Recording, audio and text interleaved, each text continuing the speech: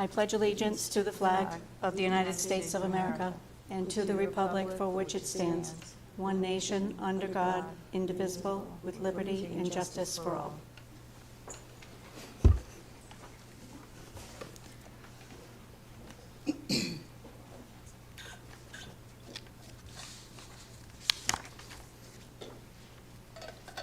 Thank you.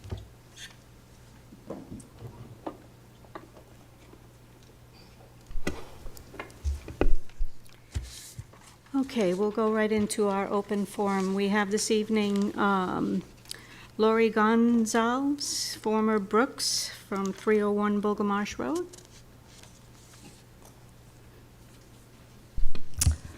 Good evening, everyone. So yes, my name is Lori Gonzalez, formerly Lori Brooks. I live at 301 Bogamarsh Road. I'm here today because I have had to pull my daughter out of the 8th grade. She's on the list tonight for approval for homeschooling. I have several complaints since her start of the 5th grade that has led my daughter to have a full-blown crisis this year that just began. I've already presented these complaints to the principal of Tiverton Middle School and the superintendent. Some of these complaints are personal and getting addressed by the superintendent, and as the TMS is in violation of chapter laws 16, 21 through 24. Some of my complaints I do not feel are being handled as they should. As a mother, I have an obligation to make you, the school committee, but more importantly, the parents of children that are in the middle school or recently left the middle school, to hear what is and has been going on the last 3 years with my daughter at the middle school. As I stated, my daughter has been in a crisis that began last year. It wasn't until September 9th of this year that I learned that female teachers of the middle school are sharing the student bathrooms. Ms. Brooks, according to our open forum policy, you may not discuss personnel. So, there are adults sharing the bathrooms with the students at the Tiverton Middle School on a regular basis. This is not during emergency situations. This happens at all times of the day by so many of adults that my daughter can't even name them all. She thought this was normal because it's been occurring since the 5th grade. I was also informed that it's all adults. She told me that the superintendent can see it happening because it's on the cameras, shows who's going in and out of the bathrooms. Cameras that are on cell phones on the administration's personal phones. She was told this and shown this by adults in the school last year at the lunch table, showing her and her peers, telling her that she can be seen as she sees herself walking down. Intimidation. These are the questions I have asked. Why are adults sharing bathrooms with students? Why are the front doors locked open for intruders to come in and a child can't even protect themselves? Who has access to the cameras on their personal cell phones? Are these individuals able to watch children in the comfort of their home? There are no laws I can find in the state of Rhode Island or America for that matter stating if adults should not be sharing bathrooms. Why is that? Because it's common sense. As a parent, I believe this is either pure ignorance or grooming. When authority figures are sharing bathrooms and chit-chatting with students in the mirror, it is wrong. Gaining their trust, friendship with the child. It is intimidation, it is negligence. I do not understand why adults would put themselves in this position. And when I asked at the meeting that I've had on September 12th if this was being done, I was told that it was unknown. My daughter is not safe. Children are not safe. When adults are just sharing bathrooms, administration doesn't know what's going on. They don't even have that they have cameras on their phone. What does this say about the other teachers that know that this is happening and say nothing? Brooks? I filed a report at the Tiverton Police Department about these complaints. Ms. Brooks, are you almost done? I'm done. Thank you.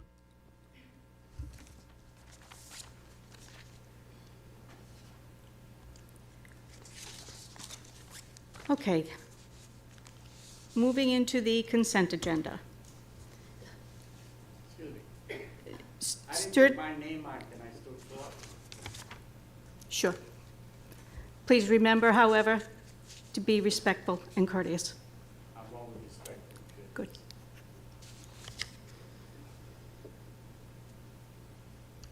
I come from an academy, a maritime academy, so I've learned to be respectful and And could you courteous. identify yourself? My name is John Quirk. I live at 1974 Crandall Road, Tiverton, Rhode Island. I didn't expect to speak, but I did see something on the wall out there which sort of hit me. And that was, make sure I get all the words right when I do it. I would assume out in the wall where it says communication, critical thinking, responsibility, empathy, and I think the last one is communication.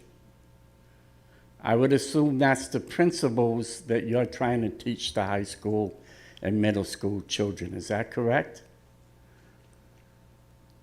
Yes, no? Yes. Yes, Yes. okay. It's interesting because I think, and I hope you're successful, because I think what's happened in this country is the adults and the politicians no longer follow those principles. They don't communicate. They don't have empathy. In many cases, don't hold any responsibility. And I think it's led to the country we have today. And I truly believe, and I wrote an article 8 years ago when I lived in North Smithfield, Rhode Island, on the same topic. And it's 8 years later, mass shootings, right? Have you people ever recently watched a Senate or Congress hearing? What happens? There's yelling, there's screaming, there's name calling. I know we can't solve, well, maybe we can solve it as individuals if we start to follow those principles. So I had no intention of getting into this, but I felt this way for a long time, that we have lost our way. Thank you very much. Thank you.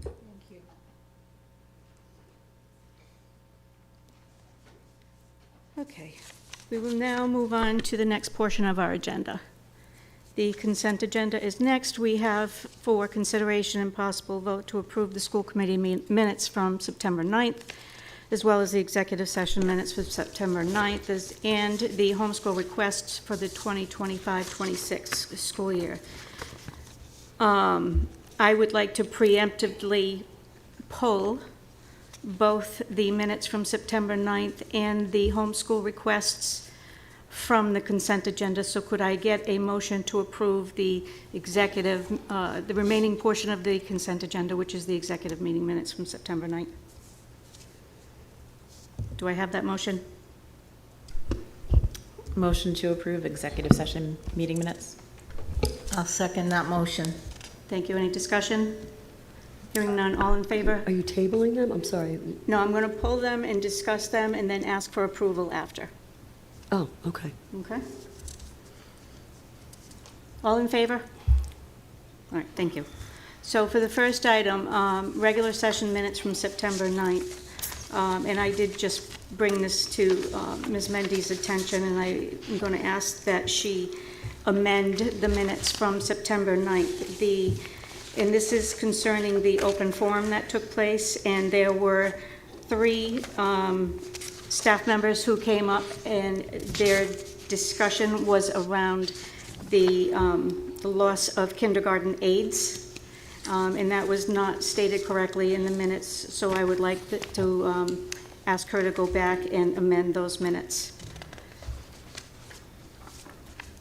And secondly, I wanted to call your attention to the fact that the homeschool requests are now in the consent agenda, as they are recurring items, just reports that we are required to by law to approve, but that is really the extent of it. So they will be appearing on the consent agenda from here on out. Anyone on the board who wishes to pull those items, much like I pulled it this evening, can do so for further discussion, but otherwise they will just be included with the consent agenda for expediency.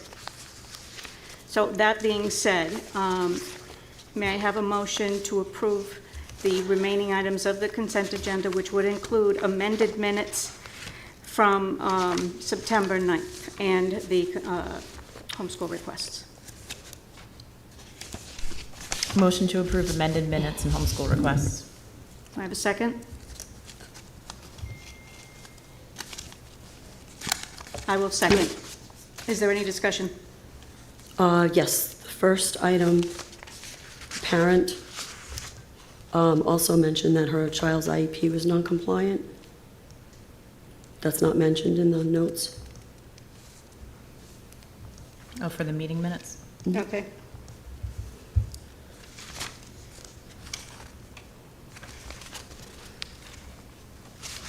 Anything else, Kim?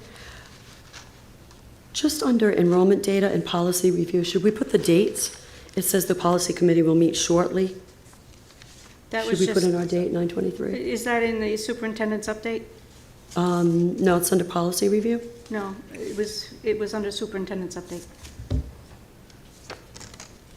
Okay, So it's, I don't think it's necessary. that- okay. That's it. Is that it? Mhm. Okay. And I don't remember, did you say shortly, or did you have a date, Mr. Haskins? Do you remember? The date was this meeting, the 23rd. I know, but what I'm saying Oh, is, minutes last when time. he spoke to it at our last meeting, do you know? Oh, if okay. he- I'm sorry, can you repeat the question? At our last meeting, when you gave us your superintendent's update, you did mention that the policy subcommittee would be meeting, and it came across in the minutes as soon. Do you recall if you said soon, or if you gave the date of September 23rd? We did not give the date. You did not give a date, so the minutes are correct as they stand. Okay. And that will be added about the parent Ms. Mendez, did you capture and that? updated? That was one of the items that parent did mention, that she had an IEP complaint. Yeah. The first I'll parent. go over it if you'd like after the meeting.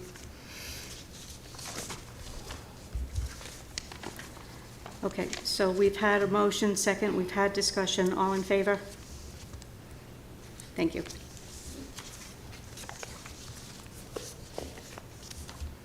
All right, next up, we have our superintendent's update. Mr. Haskins?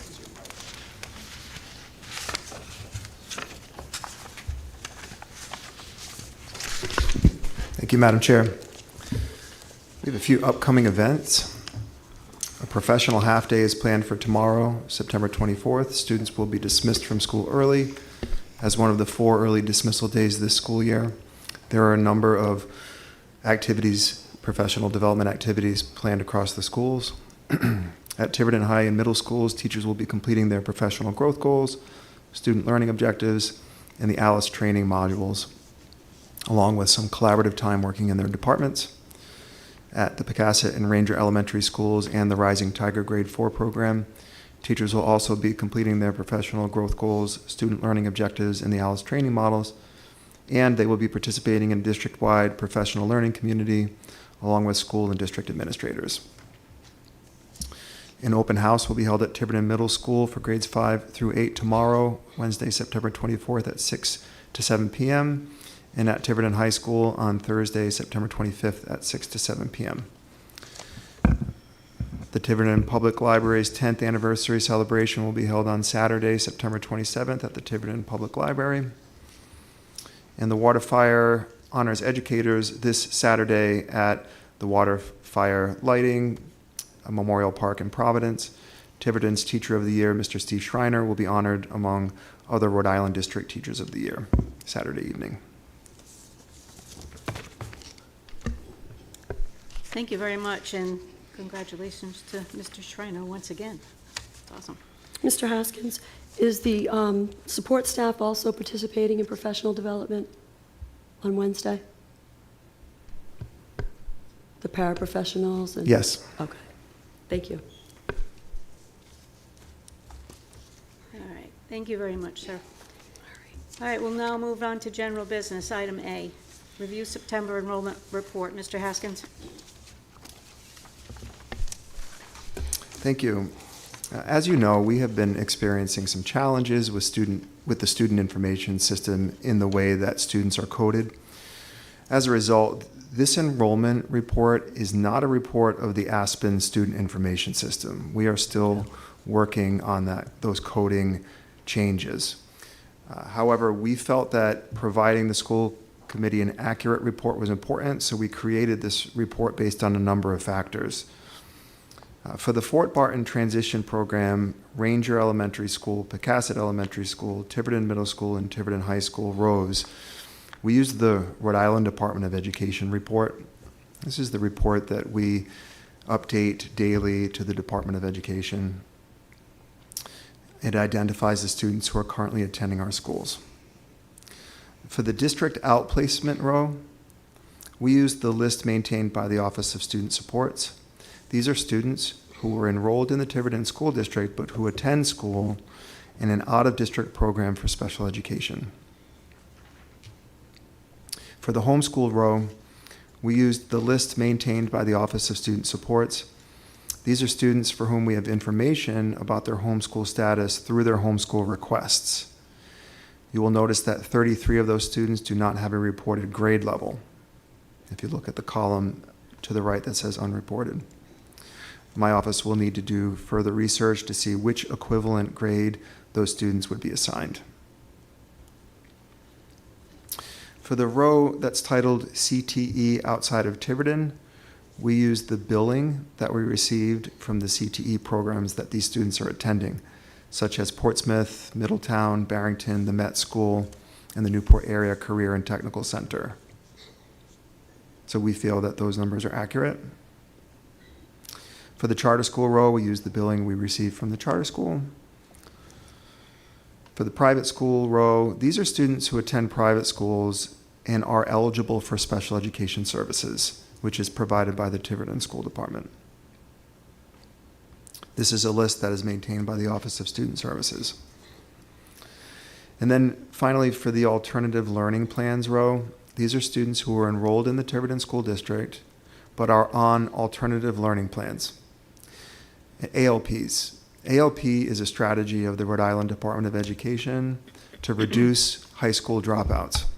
For example, a student may take only the courses needed for graduation, such as a student who is overaged but undercredited, or it may reflect a student who is enrolled in a GED program. The enrollment report has highlighted many of the complexities of the student information system and some of its limitations. For example, a student may be indicated as a district outplacement, but actually a homeschool student due to the RIGL reporting requirements. We will need more time to resolve those coding issues, but in the meantime, we wanted to present an enrollment report that we feel is accurate based on the various data sources available to us. Thank you. Does anyone have any questions? I do. Yes. It's more of a comment than a question. Our out-of-district CTE number of students is so high.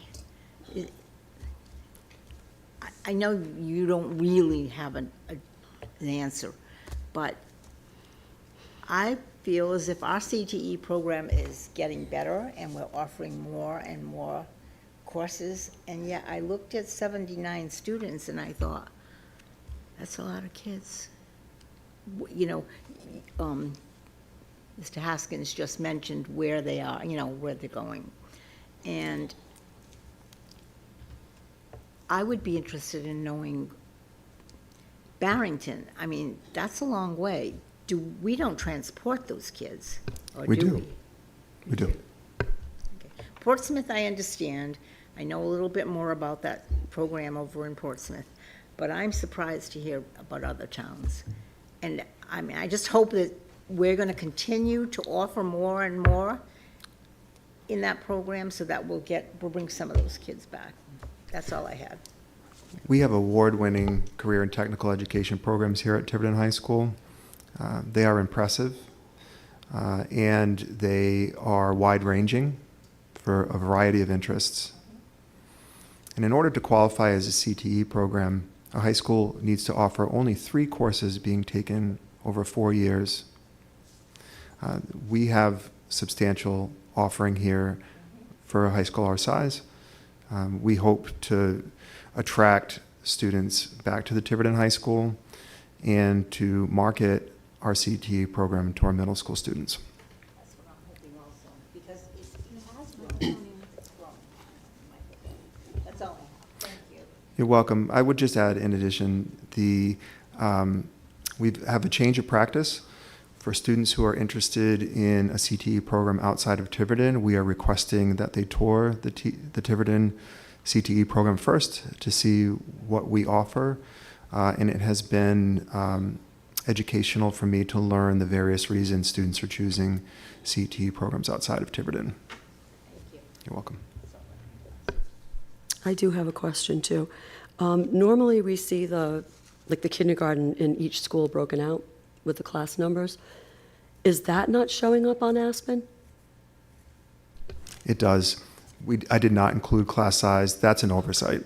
I'll make sure for the next report we include class sizes for K through 4, because in the nature of the schedule for 5th through 12 is different. But for K through 4, that was an oversight. We will include that in the next enrollment report. Okay, thank you. You're welcome.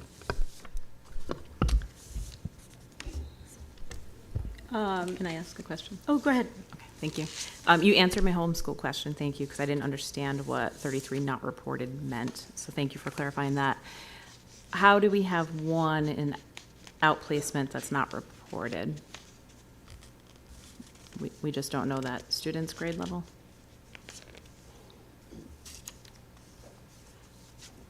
The row I right think that above. may be a question for Ms. Krieger.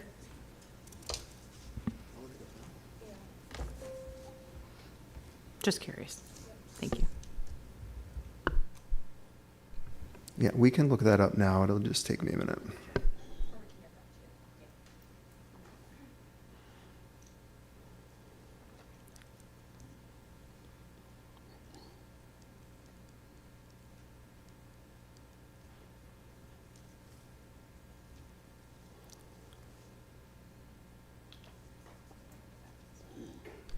Okay. Thank you for this.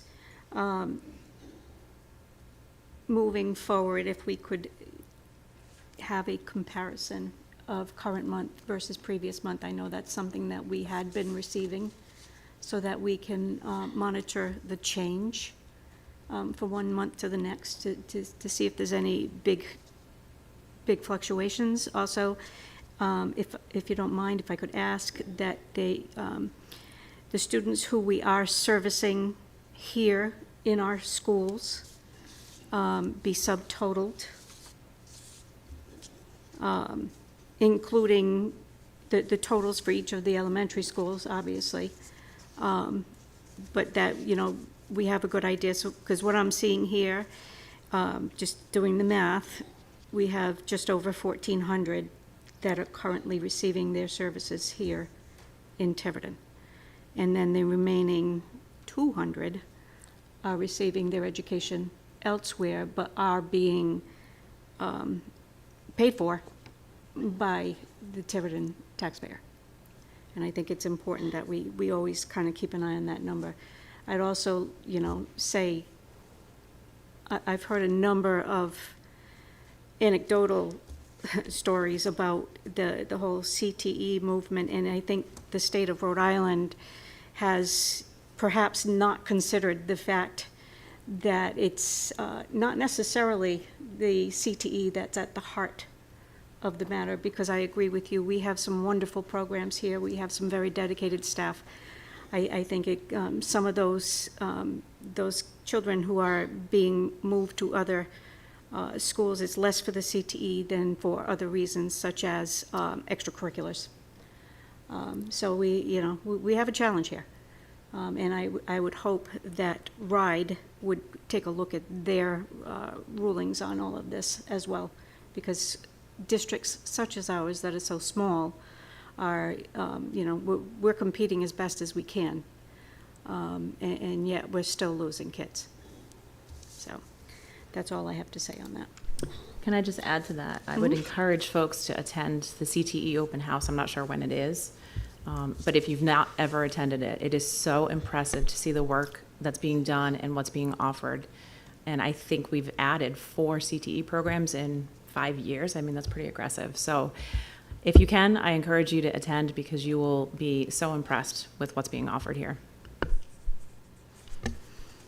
Okay, is that it for this item, everyone?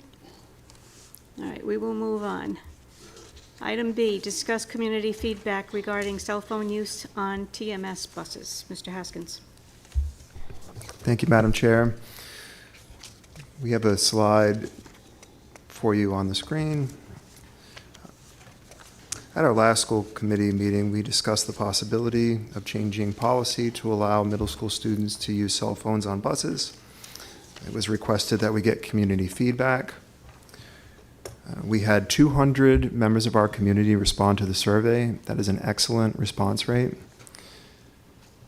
69 of those were parents and caregivers of Tiverton Middle School students in grades 5 through 8, and 14 were parents or caregivers of Tiverton Rising Tiger students, grade 4. And then we had teachers and parents, caregivers with children at multiple grade levels. And that's represented by that pie chart here. The majority of respondents were parents of Tiverton Middle School students. When asked how supportive are you of allowing students to use cell phones on the bus, 46.2% strongly support and 20.1% somewhat support. So the majority of respondents strongly support or support allowing students to use cell phones on the bus. For the question, what do you see as the main benefits of allowing cell phone use on the bus? 82.5% responded that it helps students contact parents or guardians if needed. 51% responded that it may reduce misbehavior by keeping students occupied. This was multiple choice, by the way. 43.5% checked provides entertainment during the ride, and 28% promotes independence and responsibility. 13.5% did not see any benefit. When asked, what do you see as the main concerns of allowing cell phone use on the bus? This also was a multiple choice, check all that apply. 61.8% were concerned of cyberbullying or inappropriate use. 48.2% cited safety concerns, such as posting videos or pictures while in transit. 31.7% responded increased conflict among students. 24.6% cited equity issues, not all students having devices. The same percentage didn't see any concerns, and 24.1% checked distraction for bus driver or staff. Asked to select their top 3. If cell phone use is permitted, what rules do you feel are most important to include? 88.4% checked respectful communication only, no bullying, harassment, or inappropriate content. 81.9% checked no photos or videos may be taken on the bus. 78.4% said no speakerphone use, headphones only. 64.3% checked cell phones must be on silent vibrate. And 21.1% checked no texting or calling, emergencies only. When asked when should cell phone use on the bus be allowed, 63.8% said any time during the ride, 21.4% during emergencies only, 12.8% only at the driver or staff's discretion, and 2% only on longer routes. When asked what additional thoughts or concerns do you have about allowing cell phone use on the bus, I summarized the responses. Those who were supportive of allowing phones on the bus cited safety and communication. Parents valued phones for emergencies, late buses, safety concerns at bus stops, and immediate parent-child contact. Stress relief and mental health, noting that listening to music, podcasts, or quietly using phones can help children decompress. Fairness and reality, that phones are widely used, banning them could encourage sneaking. And parental rights, some parents felt strongly that it's their choice to give their child a phone and they expect them to be able to use it. Others cited concerns about allowing phones, such as bullying and inappropriate use, such as videos or photos being taken, posted online, and used to harass peers. Enforcement challenges, many were worried that bus drivers and monitors already struggle with behavior management and cannot realistically police phone use. Complicated rules would be hard to enforce. Distraction and responsibilities, they fear that some kids will miss stops, become screen zombies, or rely on devices instead of learning how to behave appropriately and interact socially. And equity, phones could highlight disparities between students who have devices and those who don't. So some middle ground here was cited by some parents, allowing use but requiring headphones so that others aren't disturbed, banning recording, photos, or social media, while still permitting music, podcasts, or parent communication, treating phone as a privilege that could be lost if abused, and applying consistent, simple rules across grade levels to avoid confusion. There were some who asked us to consider differences by age. Some suggested allowing phones for grades 4 through 12, but not younger students, and allowing full use on field trips or long rides, but with boundaries. There were a few outliers and strong positions, but overall, a majority of parents seemed to support some level of phone use on buses, mainly for safety, communication, and student well-being. However, bullying, distraction, enforcement challenges are real concerns, and many suggested a balanced policy, allow but restrict disruptive or harmful uses.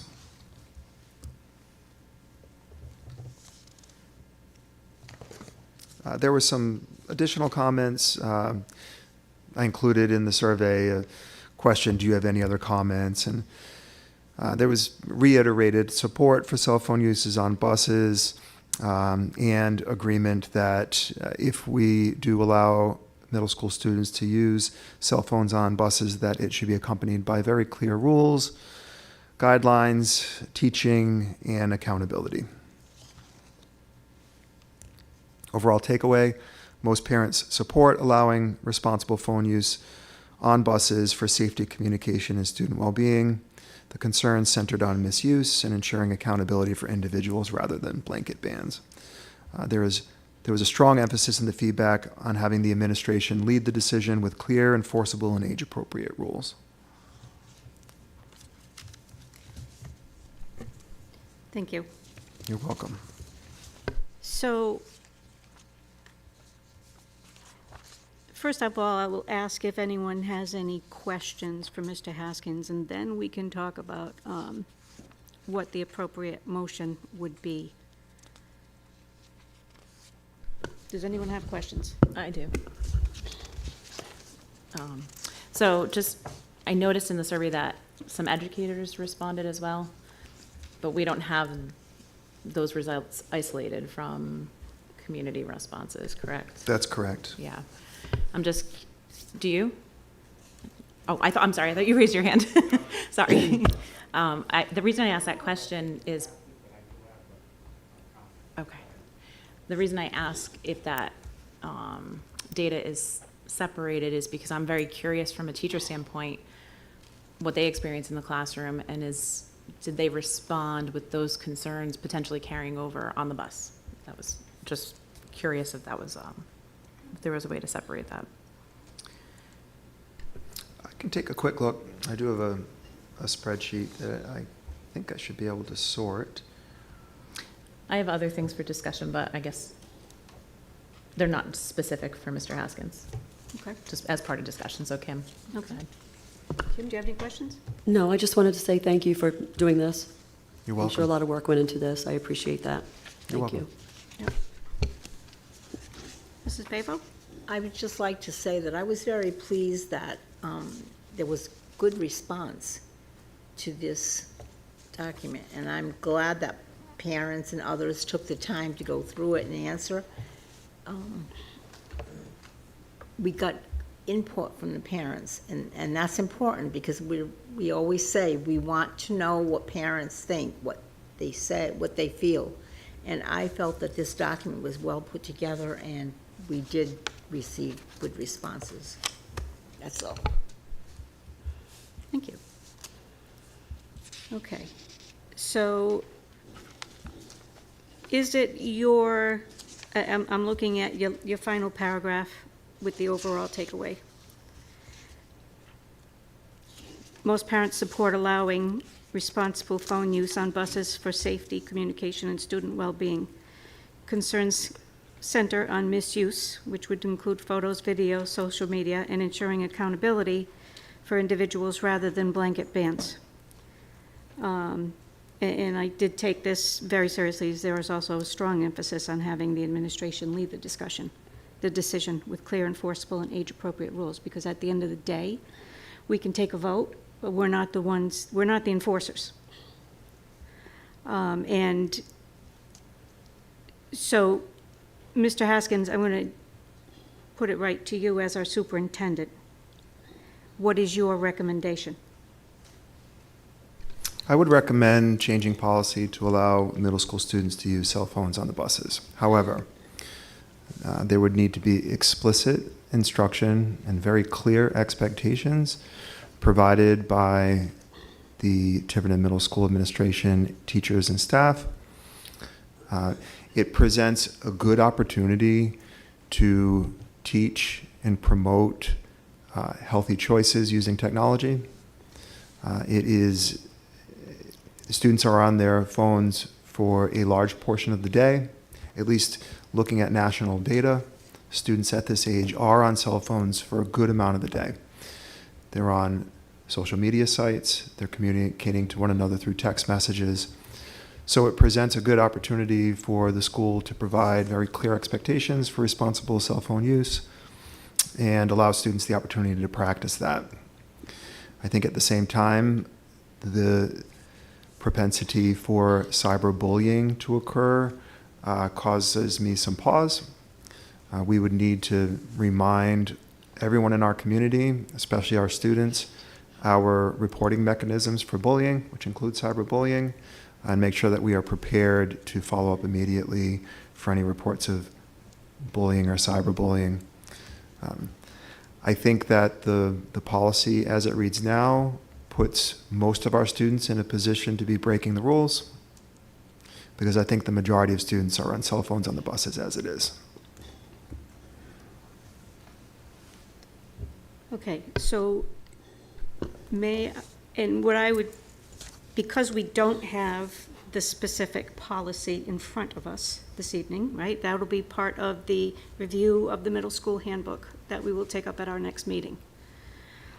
So we really can't debate the ins and outs of the policy. However, I would like to entertain a motion to give our superintendent approval to move forward with changing the policy as contained within the Tiverton Middle School handbook that addresses cell phone use, to allow for cell phone use under on those buses with very explicit guardrails and expectations, as well as consequences for any activities associated with cyberbullying or photos. That's been my biggest concern all along.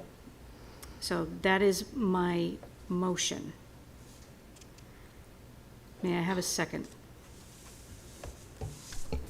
I'll second that for discussion. Okay? Yeah. So I will open up the discussion, and I can start with you, Mrs. Pavel. This is a concern of mine that I expressed at our last meeting. Who's going to police the buses? It's not the job of bus monitors. It's not the job of bus drivers. Bus drivers are driving safely, hopefully, monitors are there to implement the safety on the bus. They are not there to police cell phone use, and I am afraid I'm afraid of that. I'm afraid of the policing part. Who's gonna watch what they're viewing or who they're talking to? So I just need to know how that piece is gonna fit into the policy. Will that be addressed in adjusting the policy? Teachers can't implement what goes on, can't monitor what goes on the buses. You can't monitor, Mr. Haskins, what goes on. Some buses have 30 children, some have more, some have less. I mean, I know they use it for everything, and they go into the bathroom with their cell phones and try to reach their friends or whatever they do. But I'm just worried about a safety issue because of who's gonna police the kids on the bus with the cell phones. Thank you. The predominant culture, student culture at Tiverton Middle School is supportive, and I would expect that to continue. Students are going to need to monitor themselves. They are going to need to continue to report violations. Anything that is dangerous or destructive to the community should be reported. I have a few ideas for that. One is, we can rely on some of our students to be in good contact with adults about how cell phone use is going on the bus in terms of any dangerous or destructive activities that students are involved in. We can also give anonymous surveys on a Likert scale to see how well are students following, how well are your peers following rules on the bus. Similarly to the survey that our community members completed for this feedback, we could provide something to our students and get a gauge into how it's going. I wanted to follow up on Mrs. Sherman's question. I did a tally here of the staff who responded. 23 were supportive, clicked either strongly support or moderately support, somewhat support. 15 opposed, and 6 were unsure. But I think, like I said, explicit instruction, monitoring, checking in with students regularly to see how it's going, I think is all very important. And not just because we want to monitor cell phone uses on the bus, we want to monitor how well students are treating one another in general. Thank you. You're welcome. Anyone else have discussion points? Yes. Yes. So to piggyback on what you're saying, currently, they're not allowed on the bus, correct? Correct. So how is it managed now? Well, feedback that I've gotten is that a student might be on a bus where the cell phone policy is enforced. Most students are on buses where cell phone policy is not enforced. Okay. That's just informal feedback that I've received. Okay. Just a few things. We did also hear, we received emails from a few people strongly opposing this. And I'll be honest, I can't really get past some of the concerns they shared. I think they're valid concerns about privacy, about protecting the students, about students not being put online without consent, without permission. Anecdotally, I had 2 kids in the middle school a few years back, and the cyberbullying that they told me about was unbelievable. And I was on a field trip one time, and a kid took a picture of someone and airdropped it to everyone's phone on the bus. So there are really quick ways to share pictures without people's consent. So those are my concerns with that. My youngest is in high school now. I hear less about that activity. I don't know if that means it's less or she just doesn't tell me as much as she used to in middle school. But I'm telling you, Instagram pages left and right for bullying other kids or staff. So those are my concerns, especially if we have some students that might be in a custody situation, a foster situation. All it takes is one incident, and we've really made a bad choice. So those are my concerns.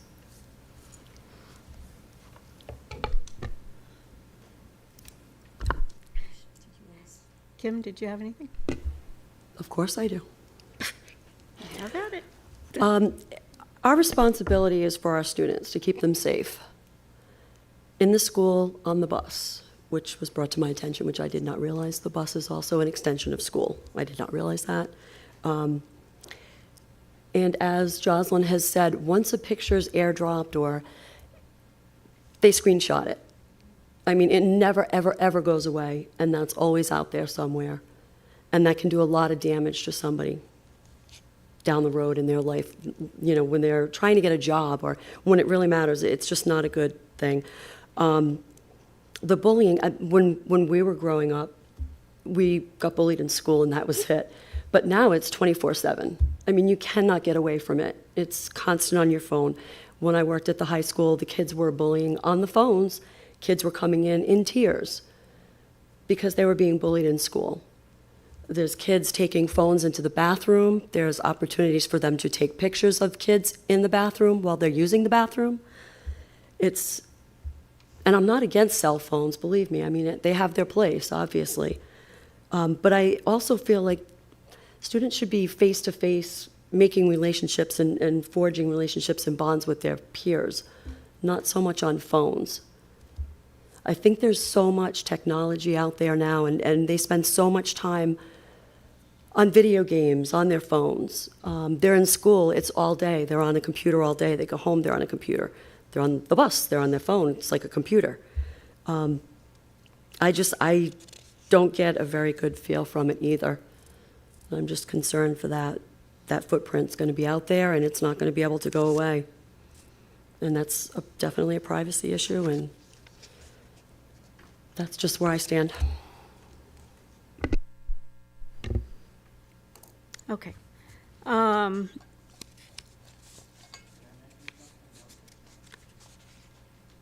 Certainly, Mr. Quirk, is it quick? Sure. Come on up. I'll give you some professional input. I'll tell you what I do for a living. Do you have your microphone on? Yeah. Okay. Thank you. I'll give you some professional input, and I'll tell you what I do for a living. I'm a safety engineer. I spend my life trying to modify behavior in general industry, at marine engineering, and construction. I can tell you to modify behavior is the most difficult thing to do by far, whether it's a child or whether it's an adult. You already indicated they're not supposed to use it, but it's the main problem. Why do you think you can change and say use it, and they're going to change their behavior in a responsible manner? I can tell you that's not going to happen. I'm concerned to the fact that distraction for the bus driver is critical.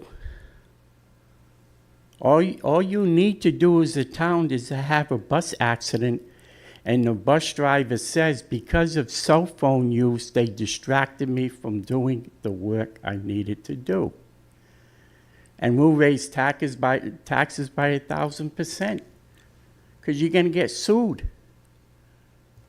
If you can't monitor when it's not supposed to be done, I don't see you monitoring when it of the condition. You do not change behavior quickly. It takes time. So just keep that in mind. Thank you.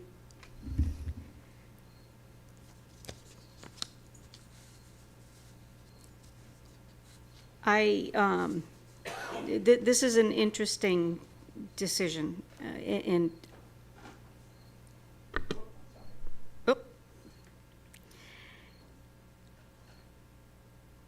I was adamantly opposed to this 2 weeks ago when it first came up.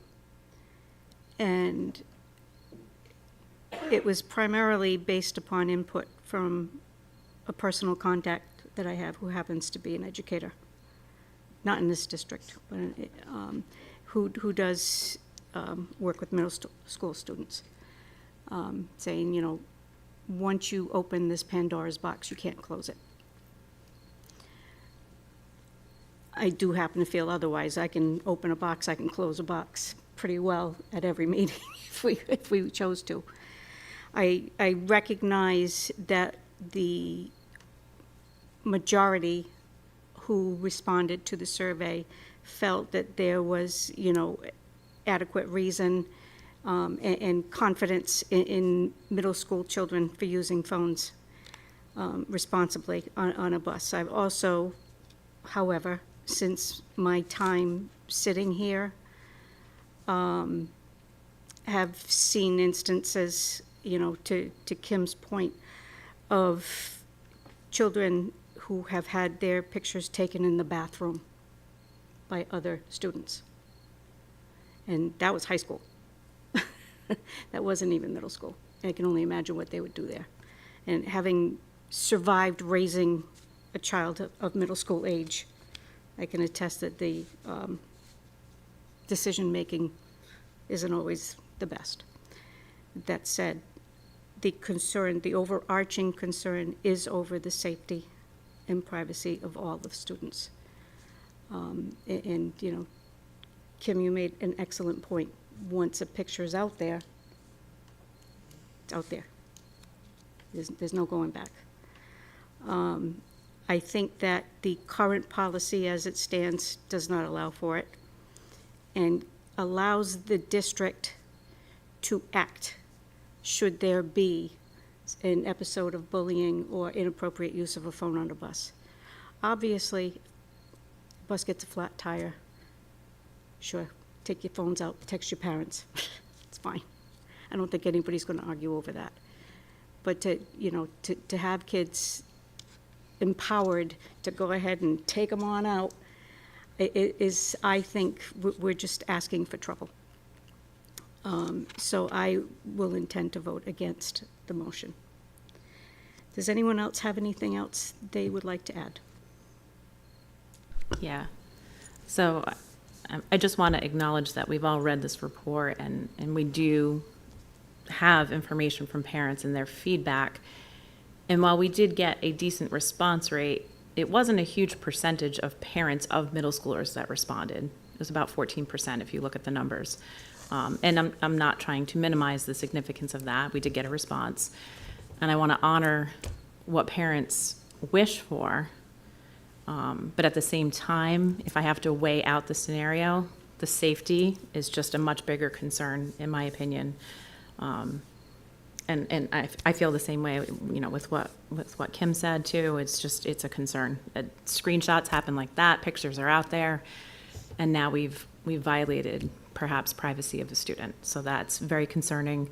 It also makes me think about if we're going to update field trip policy, which I know is a little bit unrelated. We should talk about phone use in that as well.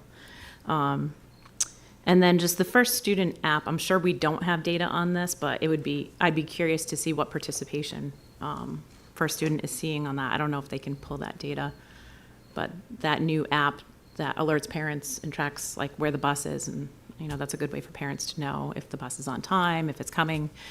But I'm too concerned about safety and privacy for these young kids. Thank you. Are there any other comments? Questions? Okay, so we have the motion to allow for a change in policy for cell phone use on the buses. And we have a second. We had our discussion. So all those in favor of allowing cell phone use on middle school buses? All in favor and all against? Okay, that is unanimous. Motion fails. Thank you. All right, next up, approve student handbooks for 25-26 for the Ranger and Pocasset schools. Ms. Ponte, Ms. Donnelly Roche, will you be presenting?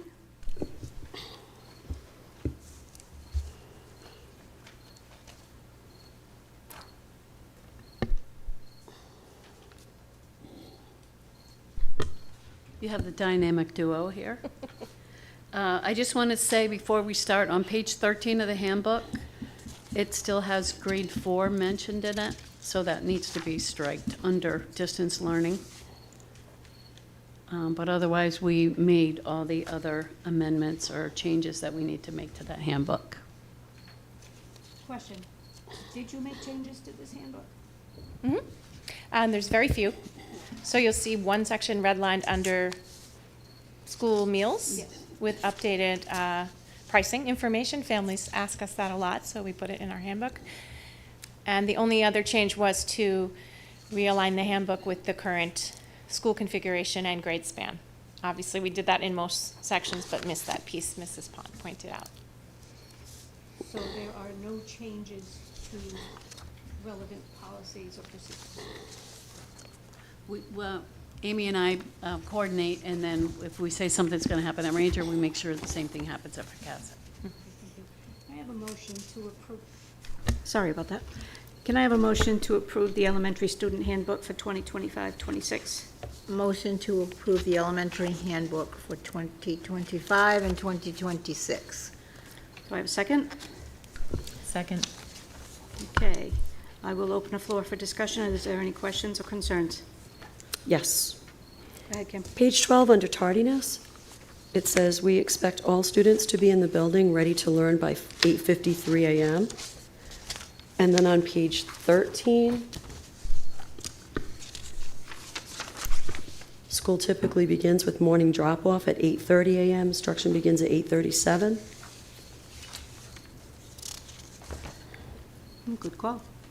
Thank you for that. Our doors open at 8:40 for breakfast, so we'll have to refine that, and then students take from 8:40 to 8:53 to settle in, put their coats and hats away, do morning routine, order their lunches, etc. So thank you for that, Okay. finding that error.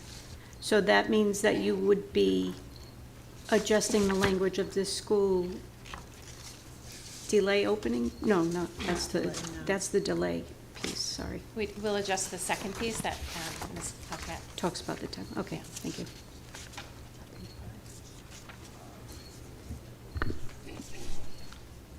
Has this gone out to parents yet?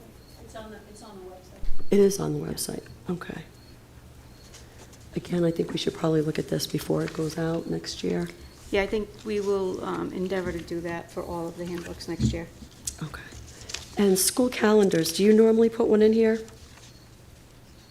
It goes on the district website. Okay, so you don't send them home to parents? They have to go on the website for it?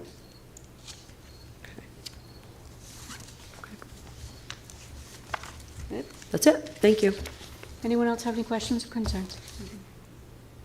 Okay, well, I want to thank you both for coming this evening, and I will now ask for a vote. All those in favor of the elementary handbook as amended, anticipated to adjust the opening times, start of school time?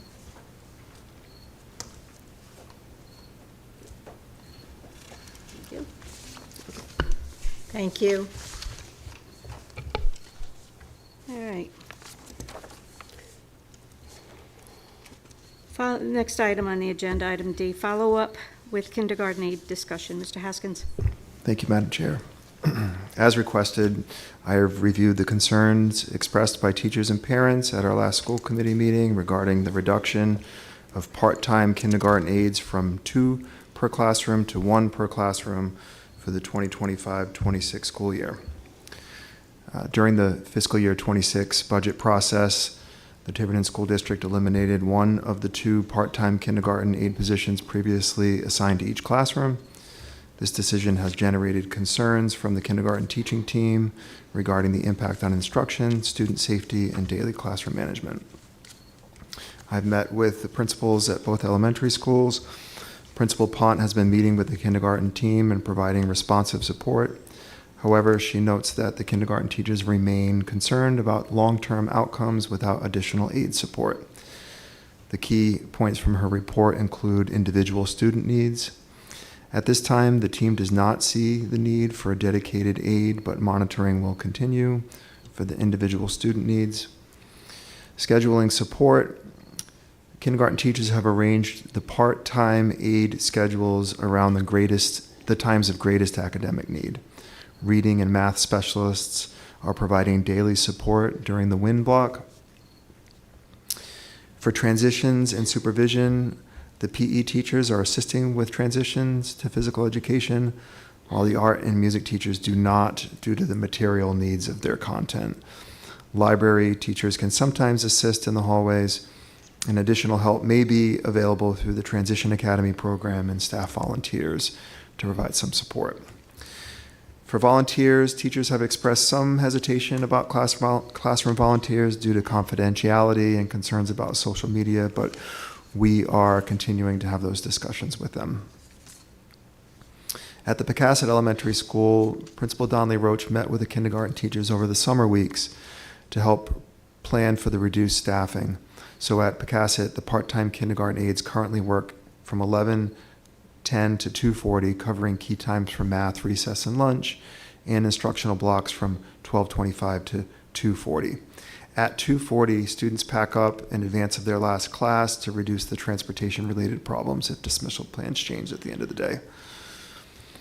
Currently, a board-certified behavior analyst is actively supporting one of the kindergarten teachers and addressing the needs of students with particular challenges, and math and reading specialists will coordinate their schedules and ensure consistent, targeted instruction for kindergarten students. I have met with the kindergarten teams and with the elementary principals to review their concerns and outline possible solutions. While the teachers remain concerned about the loss of staffing, several strategies have been identified to mitigate the impact. First, adjusting the aid schedules to align with peak academic and transition times. We heard the teachers clearly that they're concerned about students making academic progress, so having that teacher aid during the times of greatest academic need would be beneficial to the class. We have scheduled daily in-class support from reading and math specialists, so for about 20 to 30 minutes daily, reading and math specialists are in the classroom working directly with students. We suggested having the itinerant teachers greet the students in the classrooms to assist with those hallway transitions when possible. We have suggested utilizing volunteers more strategically. I do think that there is opportunity to provide some good training to classroom volunteers, especially around confidentiality. When we staff classrooms with volunteers, a number of concerns are raised. One is reliability. Will they show? Two is confidentiality. Can we trust that on the soccer field they will not reveal information about particular students? I believe people meet expectations to the extent that we communicate them. And so I think that with proper training, that we could find some success with volunteer support. And then finally, but also very importantly, developing individualized, positively oriented behavior support plans for students with significant challenges. We realize that our youngest learners are coming to school. Some of them, it's their first school experience, being in a school institution. It takes time for students to adapt to expectations.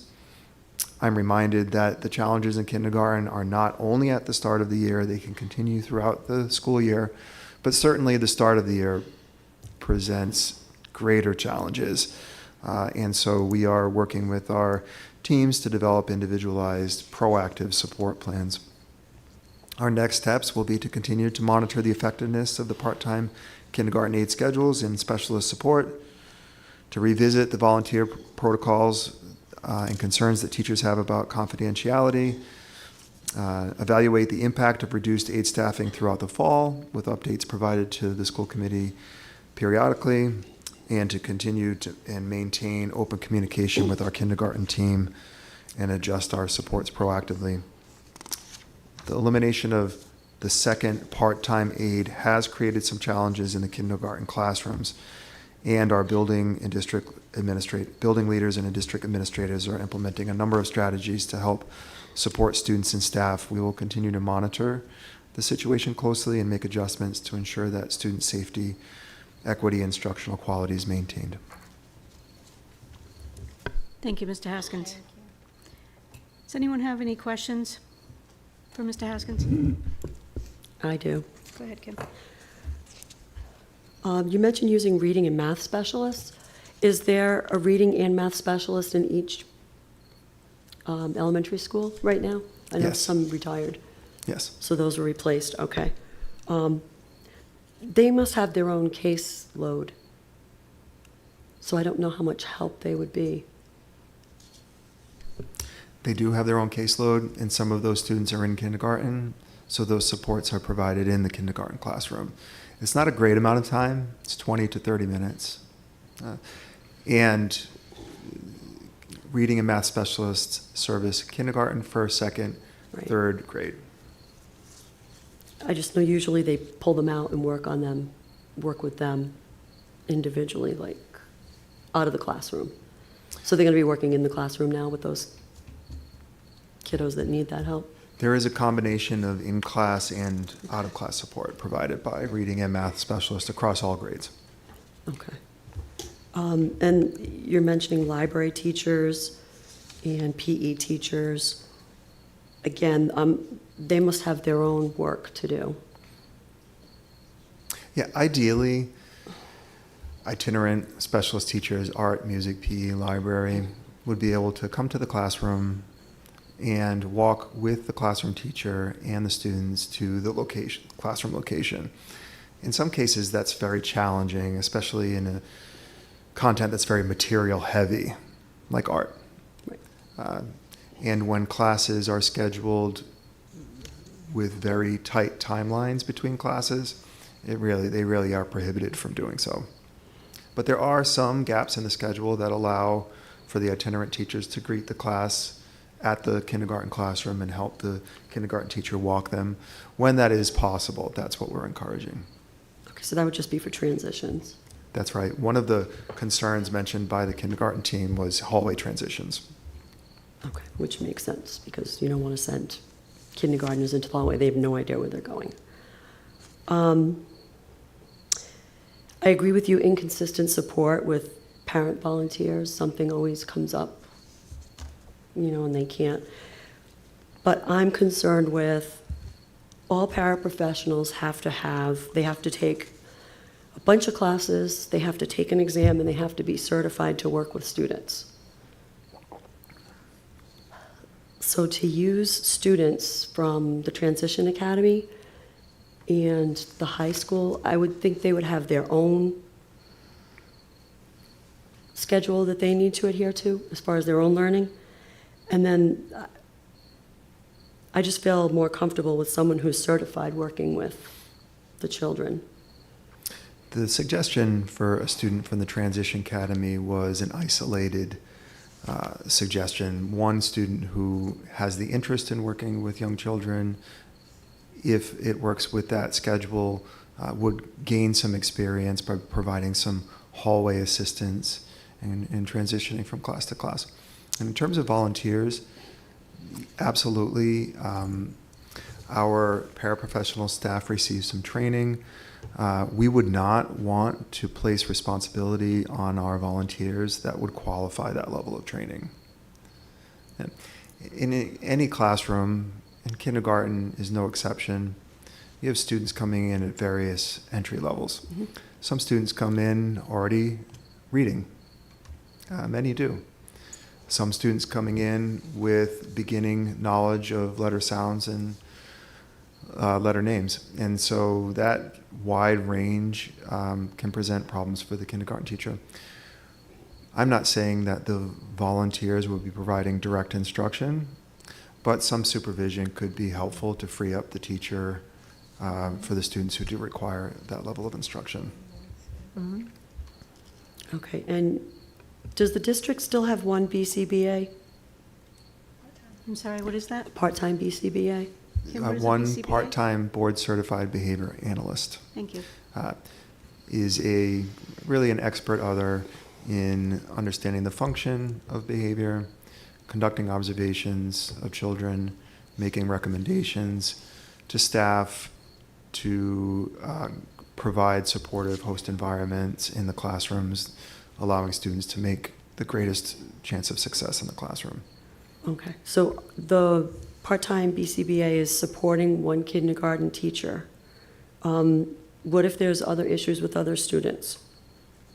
The part-time board-certified behavioral analyst is used where the needs arise. So we have the flexibility to identify students who require additional support or observation, assign that BCBA to those students when needed. Okay, I want to go back. I forgot a question. The Transition Academy program, you said there's a student there that's interested in childcare. When would they be starting to work in the classroom? I don't have those details now, and I wouldn't want to provide that level of detail in a public session due to the personally identifiable nature of the question, but I'd be happy to follow up with you. Okay, thank you. Let's see, what else do I have here?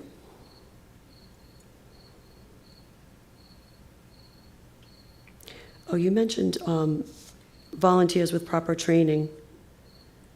What kind of training would a volunteer get?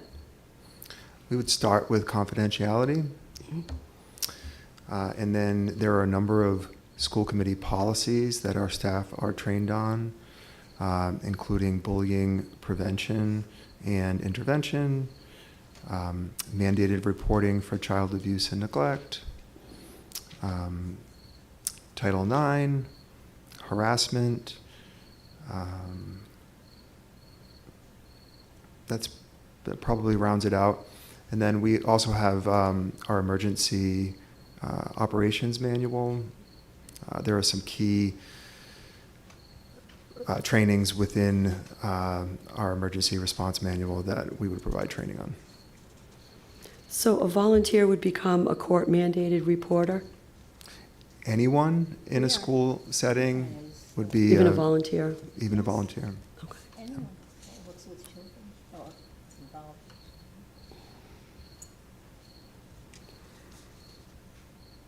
And it's great that they're trying to make when the academic times are the greatest, but kindergarten needs really are all day long. I mean, there's always something. The teacher always needs support. There's always a shoe that needs to be tied. There's always someone poking someone on the rug. There's always a lesson that needs to be set up and such. You also mentioned on this that the last page there would be adjustments would be made as needed. Do you have any idea what those would be at this point? It seems like you kind of covered everything. Yeah, well, our process will be to continue to meet and listen to the kindergarten teachers and make recommendations for adjustments as they report out their developing understanding of the needs of the cohorts of students in their class. Okay.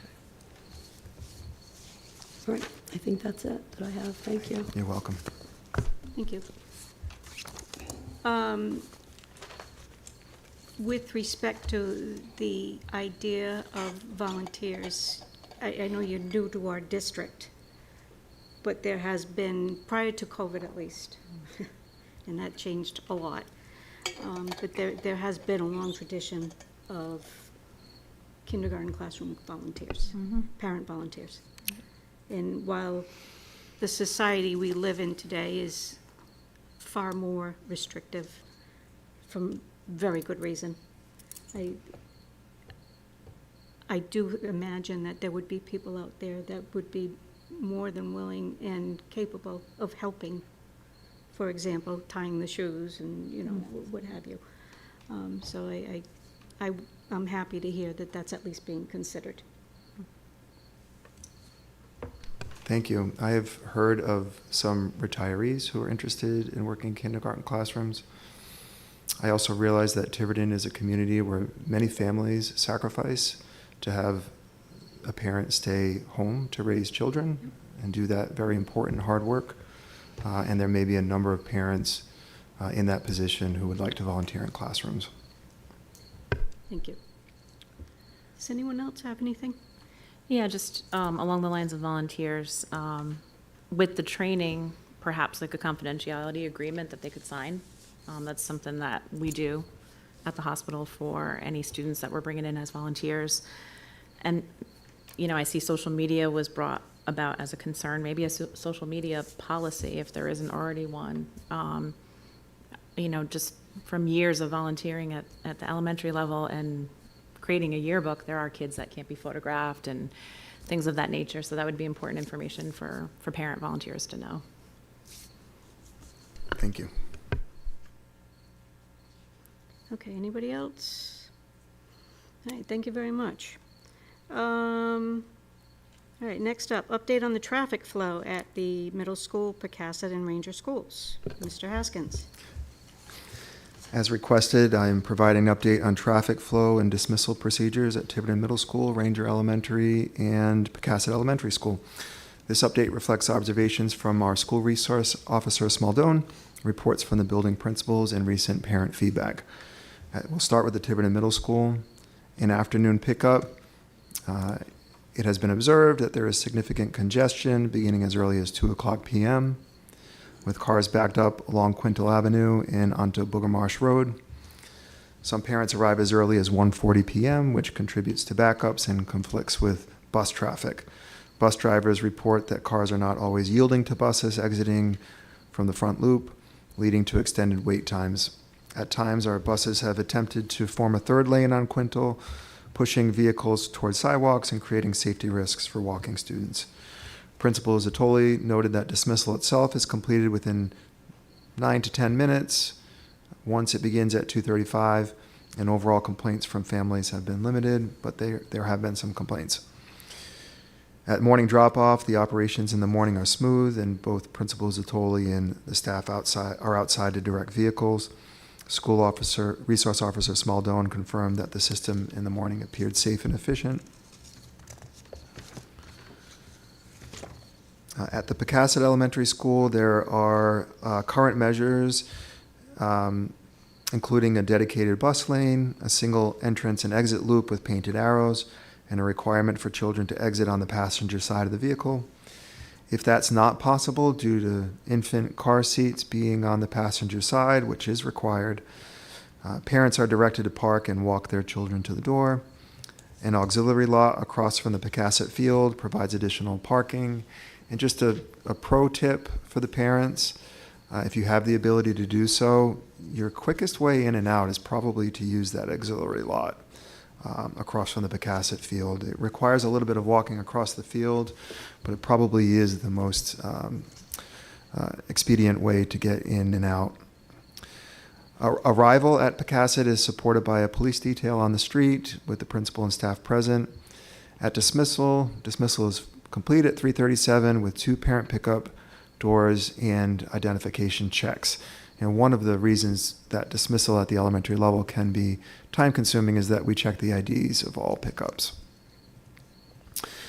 Some of the parent concerns, despite these measures, a recent parent complaint highlighted ongoing issues. And so we will be working with our families to correct these. Parents parking in the drop-off lane and walking children to the door can cause some backups onto the main road. Obviously, there was a recommendation for parents to do that if they have an infant in the passenger seat. You can't move that car seat. But if parents can drop off rather than park, and that would be helpful, and they absolutely should not park in the drop-off lane. That is a moving lane. Vehicles passing waiting cars on the main road can create blind spots and unsafe conditions for cars exiting the lot. Children being let out on the driver's side raises concerns about visibility and safety. Some parents taking extended time during drop-off. Now, that's quite common at the start of the school year, but really should dissipate after time goes on. Students should be ready to exit vehicles as they're pulling up. There has been inconsistent enforcement of rules. I mean, obviously, some days we may be more present than others. Parents attempting to use the bus lane, entering from the wrong direction, or making U-turns or 3-point turns, leading to more dangerous situations and further congestion. This is limited to a small number. And then requests from parents for more consistent staff presence. We've heard that during drop-off, similar to Tiverton Middle and Ranger, even if only for 15 minutes in the morning. Some of our parents have even volunteered to assist in ensuring student safety, so if we do have volunteers, then we ask them to approach Principal Donnelly Roche.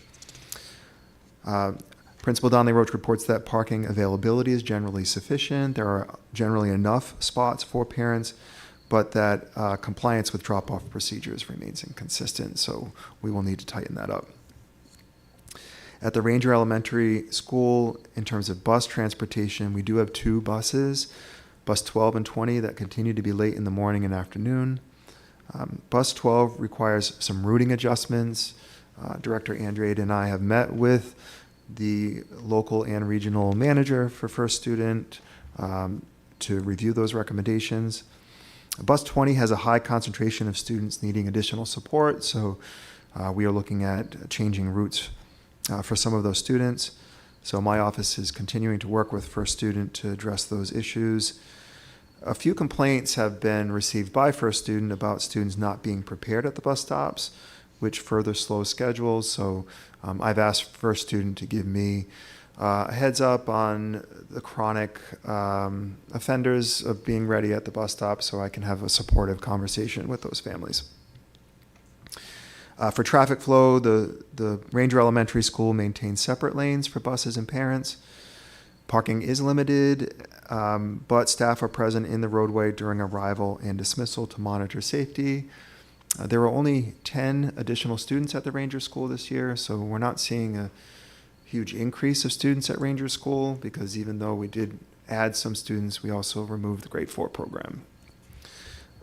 Parents parking on the grass shoulders are reminded to use caution. Obviously, if there's not another space to park, then parents should and will park on the grass.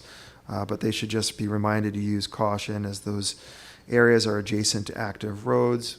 As with any parking lot in any area, we request all of our parents and students to be vigilant when walking through the parking lot.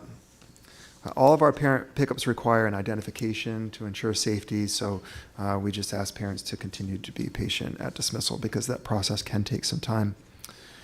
I want to especially thank parent Jessica Kuto, who raised for us at our last meeting broader safety concerns related to the traffic on Booger Marsh Road and Quintal Drive for Tiverton Middle School.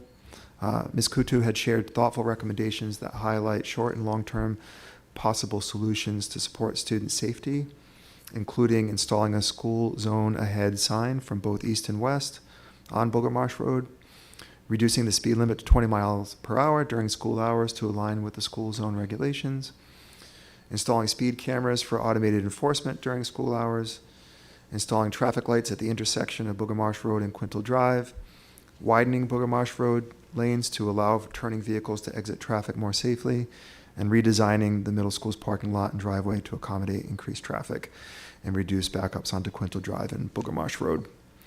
These are recommendations that will require collaboration between the school department, the town of Tiverton, and state agencies such as RIGL, as Booger Marsh Road is a state road. So I have had discussions with Town Administrator Jones and law enforcement. We will need to work with state representatives to explore which of these measures we can prioritize and implement. So stay tuned. We will report back to you as progress is being made on that road.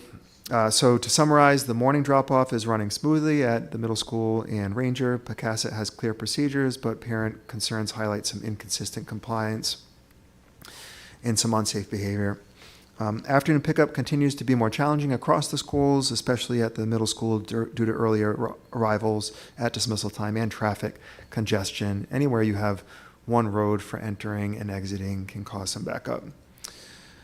Pocasset requires stronger enforcement of procedures and potentially additional staff or volunteer presence to monitor the drop-off.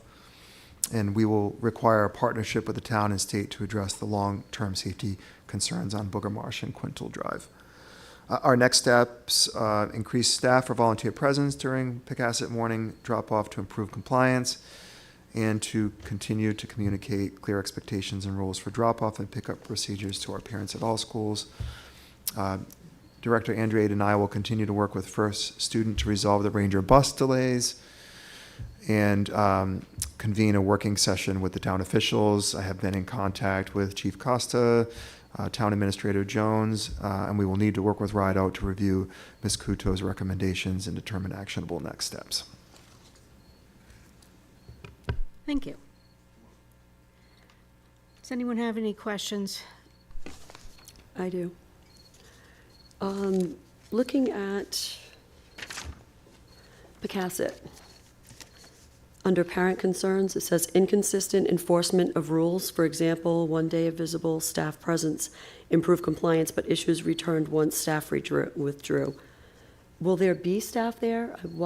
There's staff that's being withdrawn? Is that because they aren't available, or? That is a recent parent concern that has been brought to me, so I have yet to investigate the level of monitoring that we have at Pocasset Elementary in the morning. But I will do that and follow up with you. Okay.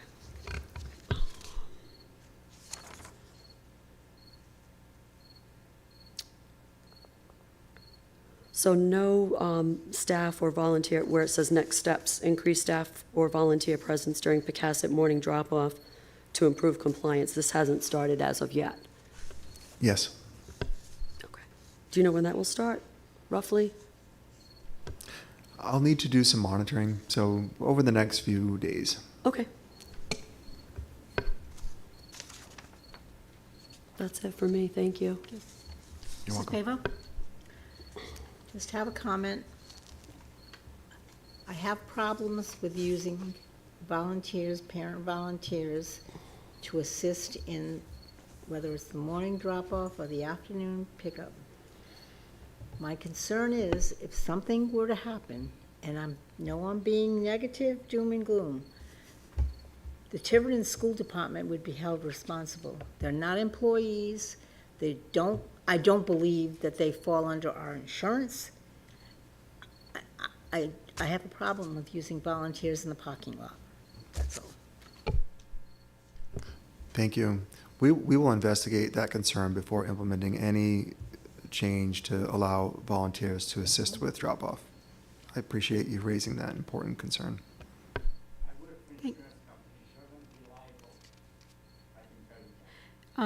Thank you, Mr. Quirk. The Pocasset drop-off pickup situation has never been a good one. This is not new this year. And it does require attention from the staff to ensure that things are going well. Now, with that said, do we need to consider asking the Tiverton Police Department to be available to help enforce parking lot safety as an option rather than parent volunteers? Along the lines of that, just noting this bullet point where our SRO confirmed that the middle school system appeared safe and efficient. If she has an opportunity, could she evaluate the elementary process? And occasionally perhaps be there at Pocasset to calm the waters, if you will. Again, this is nothing new. This is not this year. I understand that. I don't see a lot of people using the auxiliary lot. No, they won't. That's a hike. You know, it's a tough spot. It's a small parking lot over there. In my opinion, the parking lot should be larger. But that being said, you know, there is a one-way loop around that building. It's pretty simple to understand. There is a crosswalk. There are 2 crosswalks. Thank you.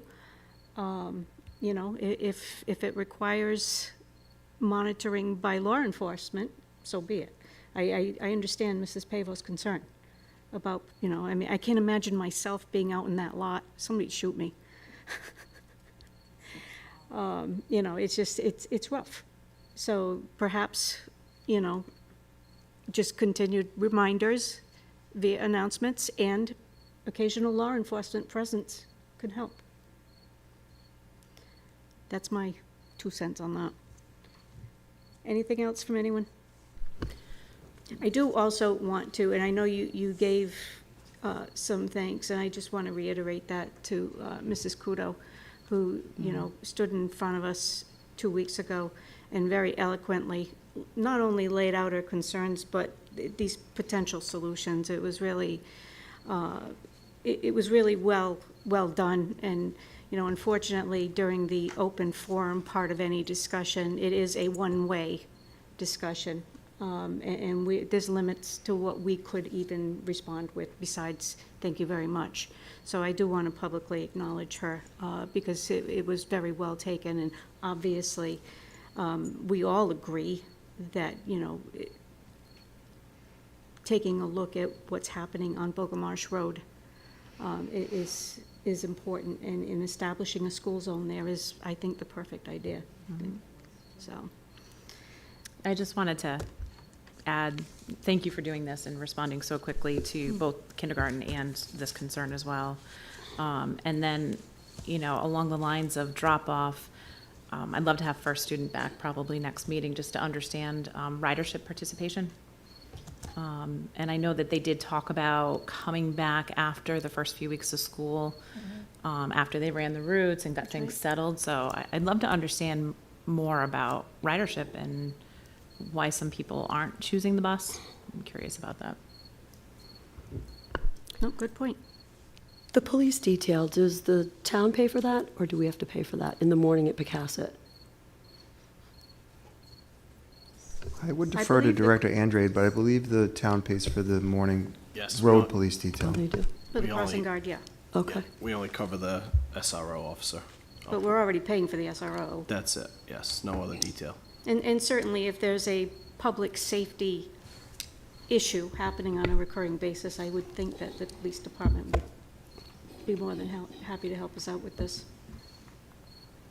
I do have And something. perhaps even come up with ideas. Just can, I was looking at this 9 to 10 minutes at the middle school. The other day, I was on the phone with a friend of mine who was picking up their grandchildren at middle school. We were on the phone for 40 minutes before I actually heard their grandchild's voice. I don't know how they're getting 9 to 10 minutes. 40 minutes seems excessive. 40 minutes, yeah, I can show you on was my this phone, one of the 40 parents minutes. that's there an hour in advance, or? No, I don't think they're there an hour in advance, no. No, but I mean, that was noted, Right. right? That a number of people are there well in advance of dismissal. This was a pickup. 40 minutes, yeah. Yeah, okay. Could I speak? Sure. That was me she was on the phone with. Oh, Mr. Perry, you are? Dave Perry, 78 Bramble Way, liaison to the schools. I was the 8th car on Quintel Drive when I was speaking to Kim, and by the time I got to pick up my granddaughters, it was 40 minutes later. So I don't know where he got his 9 minutes from, and there was still 20 cars behind me. Thank you. Thank you. Thank you. To clarify, the report from Principal Zatoli was that the dismissal process took 9 to 10 minutes from dismissal start, when students are dismissed, as the start time of that 9 to 10. But I can follow up and determine the accuracy of that report. Okay, so we're saying at 2:35, if you start at 2:35, then 9 to 10 minutes, everybody's out. They've That's- gone through all those 30, 40, 50, whatever it is, cars. The way I understand it is that, yes, if dismissal starts at 2:35, that by 2:45, the dismissal process is finished. But again, I can follow up to determine Okay. the accuracy of that. Sure, you. thank you. All right, let's move on. We're getting late. Unless anyone has anything else they'd like to offer. No. All right, thank you. Item F on our agenda, vote to approve the FY26 capital requests. Mr. Andrade. I'll try to make it quick. Obviously, in front of you this evening is the capital request for FY26, that if we were to receive approval from the school committee tonight, we would be putting this on the town council agenda for Monday, September 29th, for the gaming revenue discussion. This memo outlines multiple capital funding requests for Tiverton Public Schools. Each project addresses a safety matter, compliance matter, operational efficiency, or educational need that directly impacts students, staff, and the community. The first project, pretty self-explanatory. It is refinishing the gymnasium court here at the Tiverton High School, which is really the gymnasium court and slash basketball slash volleyball court. This current basketball court has been refinished annually for the past 20-plus years. The vendor has confirmed that this should be the last year we consider refreshing the court around Thanksgiving. The wood is becoming deformed due to repeated refinishing cycles. So in your packet this evening, we had two quotes given to us. One of the quotes gave us a water base and oil base. The administration recommendation and also the building committee recommendation, which occurred at 5 p.m. this evening, was to use the water base at $30,500. The second quote in your packet was almost $39,000. Next is flush valves district-wide. We discussed this briefly but never voted on. This would be for $6,275. Replace all the aging and failing flush valves across district restroom facilities. The quote is attached. Third is the exhaust fan at Tiverton High School. This request is not to exceed $26,000. We had to replace a 60-plus-year-old cafeteria exhaust fan in the cafeteria. That was cited in a health inspection report that occurs annually at each cafeteria. This inspection report came in June. That quote is attached as well. Fourth is HVAC at Tiverton High School. So as you might recall, town council in this body was gracious enough to give us a $100,000 district-wide heating blanket purchase order, if you would. And this was the last piece of the component. We spent upward of $95,000, and we have one last existing bill of $70,000 that we're requesting to pay that bill, and that would complete all of HVAC repairs at all district-wide facilities. Number 5 is soundproofing. As you might recall, we received a $45,000 grant from RIGL last year that updated the very old sound system at the Tiverton High School auditorium. Once that was installed, we did find some acoustic issues caused by the 65-year-old wood surround at the rear of the stage. So we're requesting $12,426 to add a soundproofing measure at the rear of the stage. The quote is attached, and we have given the fire department, Captain Murphy, all the technical quality standards for that to ensure compliance with fire code. So before, if approved by both bodies, before anything was installed, we would ensure compliance with the fire department. Number 6, fire pump. As we all know, we had a fire pump deficiency replacement at Ranger Elementary School. The quote is attached for $11,933. Number 7 is gymnasium bleachers at Tiverton Middle School. As we know, these are pose a significant liability for the school or organizations that utilize the school basketball court and market and the farmers market occasionally as well. If injuries occur, these gymnasium bleachers were replaced when Pocasset basketball court was redone.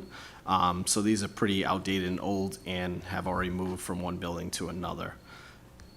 So this one, we don't have a quote. It's pending, but it is part of our five-year capital plan. This is an architect figure prepared on August 1st, 2023. My ask was for $62,000. The building committee this evening suggested that we request $65,000 to increase that a little bit, but we would still need to gather a quote and go out to bid. So their suggestion from the building committee was to request $65,000 from the school committee and town council if approved. Last but not least, in this packet, and then I'll go over some other projects that the building committee added this evening, but it would be the high school tennis court. As we know, this court was installed, I think Mr. Director Mendy said around 2007 or 8, and we've had a lot of problems with the playability, performance, safety concerns, and the long-term. There's a lot of long-term cost savings by redoing the tennis court that is not only used by the school but also the community. I can say over the summer, working here at Tiverton High School in the administration office, there was someone on the court almost every day throughout the summer. Multiple people, parents with their children, grandparents with their grandchildren, etc. So this request was increased as well by the building committee. So the original request on your memo this evening was $219,000. When we met today with the building committee along with the vendor that presented the quote, he suggested doing a couple more things that we didn't get a price for, but we were already approved for $98,000 for the original tennis court that we stalled as we reviewed this request to kind of do it right for longevity of the Tiverton High School tennis court. So we were asking for approval of $415,000 this evening. One of the projects that was also added this evening by the building committee is not on your report.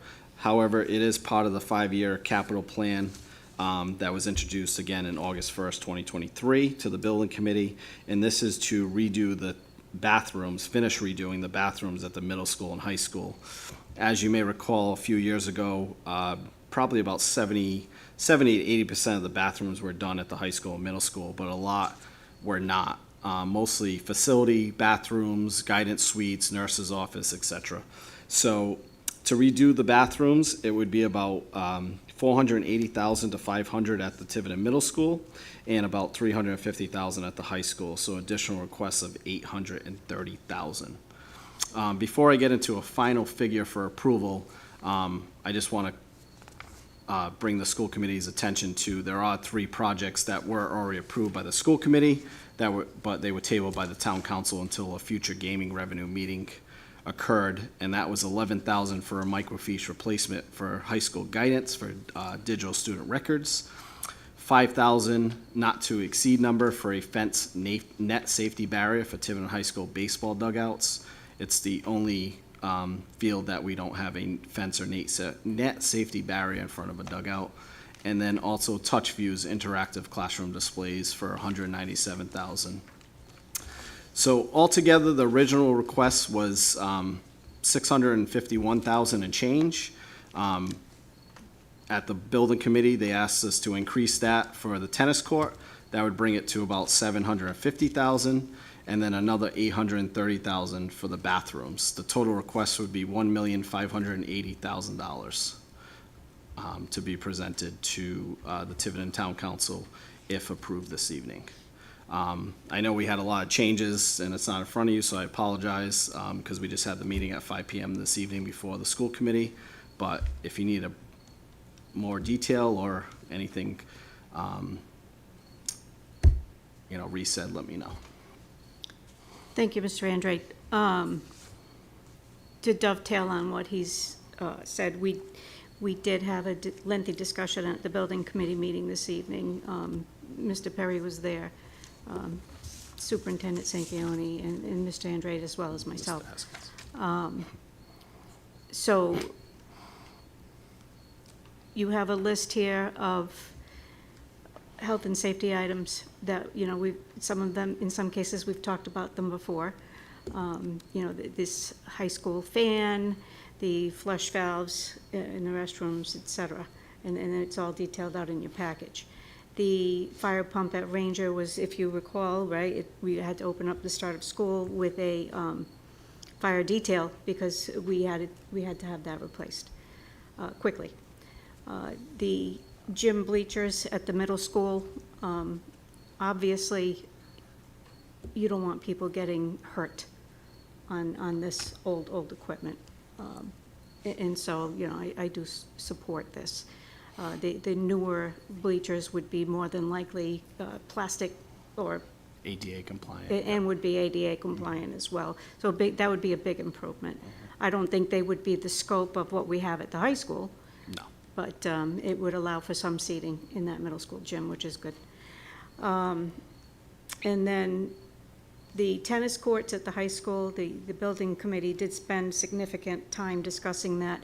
We talked about potentially, because we have been consistently dealing with cracking issues in those courts. And so we even talked about perhaps relocating the courts to other pieces of the property around the high school, and for various reasons, those weren't feasible. So right now, the building committee's recommendation is that we move forward with obtaining quotes for redoing, and by redoing, we really mean a major redo project of the tennis courts on the existing spot, but to improve the drainage, which is what really the core of the issues are with all the cracking in those courts. So I think there was a lot of good discussion there, and so Mr. Andrade's request for $415,000 was pretty much right in line. Again, understanding that these are all estimates at this point, they're not exact quotes, but we do have to have something for the town council to discuss. And then lastly, the bathrooms, you know, to Mr. Andrade's point, we did put in a lot of effort to update most of the bathrooms, both at the middle school and the high school, but not all.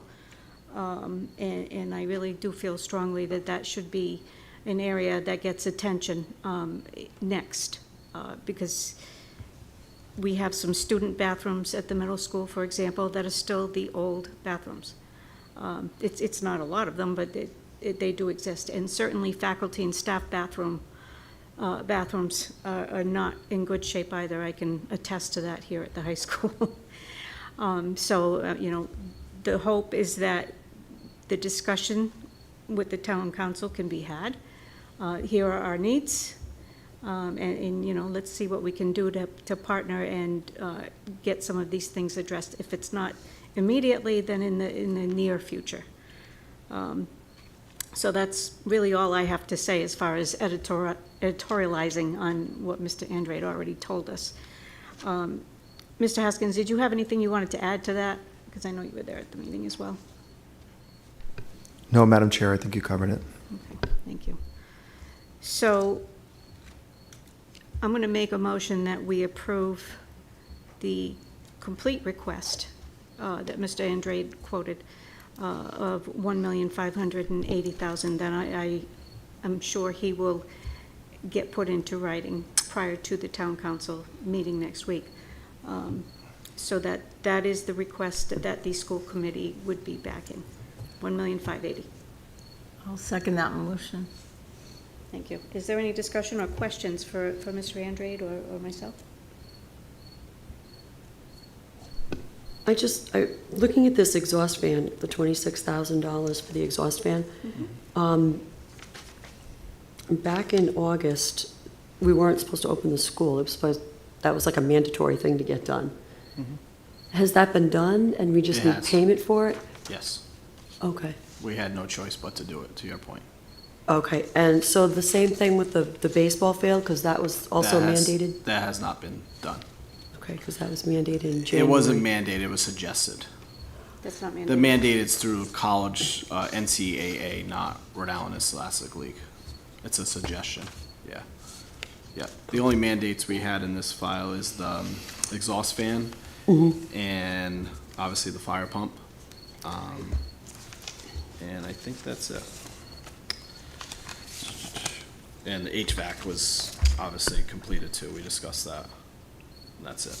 What will maintenance look like on the gym floor once they finish that? Will it have to be resealed or refinished, whatever it is they do? There wouldn't be much maintenance in the first few years. It should last quite a bit if you're keeping up with the cleanliness and sweeping the floors and doing the suggested janitorial work. Okay, because I know that was pretty stinky when they did that every year around Thanksgiving. These valves that you have, 40 of them, could you just send me, or maybe everyone, just a list of what schools they're in? Like break down the 40? So it's literally every restroom that we have in every school. And are you doing Fort Barton also? That was on the list, yes, because we utilize Fort Barton. Okay. We have staff and students there. Okay. Yeah. I think that was probably all I had. Yeah. Oh, this has been completed, I believe, the 68,956. Yeah, that's And the that's HVAC. something- That's the last HVAC project for the high school, to have AC and heat here. Okay. Yeah. So they get completed and then we have to ask for money? No, the idea is we would ask permission first, but obviously, these were priorities that we had to proceed with due to safety requirements and inspection reports. That, again, we're not going to close the school. We have to proceed with them. Okay. Yeah. I was just wondering what the procedure was. Yeah, the I guess it procedure is depends on the to. emergency, the emergent Well, issue. really, every project should be approved by the school committee and town council. Obviously, we had to get the fire pump installed. That's no secret. HVAC, we knew was a problem last year. We had to get that done. And then the last one that came about through health and safety was the exhaust fan. You wouldn't be able to serve food in the cafeteria at the high school without doing it. So we had no choice. That was health and safety from State of Rhode Island inspection. So ideally, you just get a quote, and then you get permission to do Yeah. that, and then you have the work done. And then Yeah, you get so the invoice, we get a quote just unless it's an to, emergency. yeah, we get a quote to give a dollar amount requested. I Okay. don't like to go out to bid until we are approved, because every bid has to go through the Providence Journal, and that costs money. So I don't want to be spending money until I get approval. So, as Diane said, we have quotes in this packet, but it's not the exact bid number. So that dollar figure is pretty much your top of the line maximum figure. It's a process. It's a process, Okay, yeah. yeah, I was just trying Yeah. to Takes- familiarize myself with the You have process. to go out to bid for 7 days, et cetera, et cetera. But you have to use the Providence Journal or existing newspaper. They're not 21st technology yet, unfortunately, state law, so. So when they come in and do a report, like the state did a report, does the school committee get to see that report? We can provide it, Okay, just Yep. curious. yep. I would have to track it down. It went to Dr. Sanquioni at the time, and then it was shared with me. I just have to track it down. Or just going forward? Yeah, either do or. that? Yep, Okay. yep, absolutely. Any, It actually gets shared with Chotwell's because they control our cafeteria, then it gets sent to us. but like the fire inspections, do we see any of that at all? I don't think you have, but we have them, we can show them. Okay, Yep, yep, Thanks. they're done annually. okay. Yep. Thank you, that's all I have. Okay, anyone else? Okay, all those in favor? It is approved, thank you. All right. Item G, sorry. Year-to-date August 25th fiscal summary. Vote required for a budget adjustment of $3,189 from personnel compensation to professional and technical services. Mr. Andrade. Yeah, so the report, to go quickly since it's getting late, the report is pretty straightforward, as you guys have seen monthly now for probably close to a year. Just outlines where we stand. Obviously, this is through August, because we're in September now, but this is through July and August, 2 months of the fiscal year, so it's pretty light still since school started August 28th. However, the biggest thing is your approval this evening to allocate $3,189 from personnel compensation to purchase professional and technical services due to the expenditure we had to pay for the fire detail at Ranger while that fire pump was awaiting arrival and installation. Okay, so first I will ask if anyone has any questions on this month's report.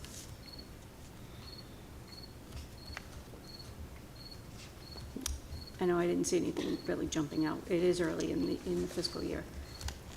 Anyone? No. Okay.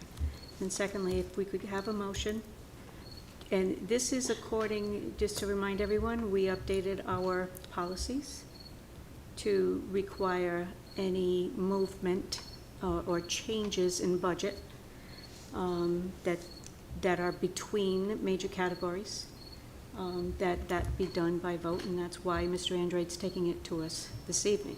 So he is asking, and we will have a motion to approve a transfer of $3,189 from Personnel Compensation Group to Professional and Technical Services. Do I have that motion?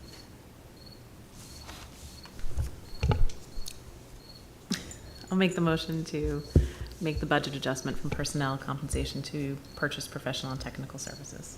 I'll second that motion. Thank you. Is there any discussion, or are there any questions? No. Okay, hearing none. All those in favor? It is approved. All right. That takes us to the end of our general business this evening. Thank you, everyone, for your participation. As for announcements and future meetings, this coming Monday, we have the Tiverton Town Council Gaming and Capital Request discussion. Mr. Andrade, I assume that you were planning to attend? And Mr. Haskins, were you planning to as well? Yes. Okay, thank you. Then our next meeting will be on Wednesday, October 15th, and that is to account for the holiday that week, that I would expect the town council to be meeting on the Tuesday. So we would move over to the Wednesday, and that was already planned for in our annual calendar. And then after that, October 28th.